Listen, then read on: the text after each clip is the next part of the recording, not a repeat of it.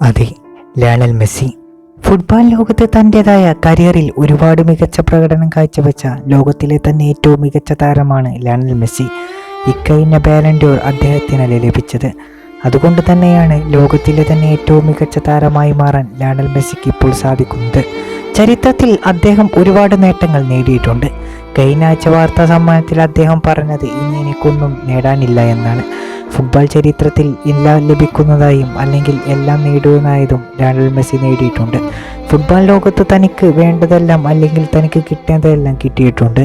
ഇനി തനിക്ക് ഒന്നും കിട്ടാനില്ല എന്നാണ് ലയണൽ മെസ്സി കഴിഞ്ഞ വാർത്താ സമ്മേളനത്തിൽ പറഞ്ഞത്.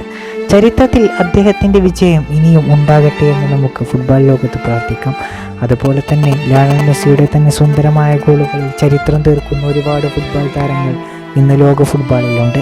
ചരിത്രത്തിൽ തൻ്റെതായ ഒരുപാട് മികച്ച മുന്നേറ്റമാണ് ലയണൽ മെസ്സി ഓരോ വർഷവും കാഴ്ചവെച്ചുകൊണ്ടേയിരിക്കുന്നത്. ചെറുതായ വിജയം അദ്ദേഹത്തിന് ലഭിക്കുന്നത് കൊണ്ട് തന്നെ നമുക്കറിയാം തൻ്റെതായ പരിശ്രമത്തിൻ്റെ ഒടുവിലാണ് ഈ വിജയമെല്ലാം ലഭിക്കുന്നത്. ചെറുപ്പത്തിൽ ഡോക്ടർ പറഞ്ഞത് എന്താണ്? തനിക്ക് ഇനി ഒരിക്കലും ഫുട്ബോൾ എന്ന ജീവിതം ഒരിക്കലും ഉണ്ടാവില്ല എന്ന് പറഞ്ഞുകൊണ്ടായിരുന്നു ഫുട്ബോൾ ലോകത്ത് തൻ്റെ വിജയം മുന്നോട്ട് പോകാനുള്ള സാധ്യതകൾ അദ്ദേഹം കണ്ടത്. താൻ ഒരിക്കലും അതിൽ നിരാശപ്പെട്ടില്ല. തനിക്ക് കിട്ടിയ അനുഭവങ്ങളെയെല്ലാം താൻ ഒരു മാജിക്കാക്കി മാറ്റപ്പെടുത്തി. തനിക്ക് വേണ്ടതെല്ലാം താൻ നേടിയെടുത്തു എന്നാണ് അദ്ദേഹം പറഞ്ഞത്.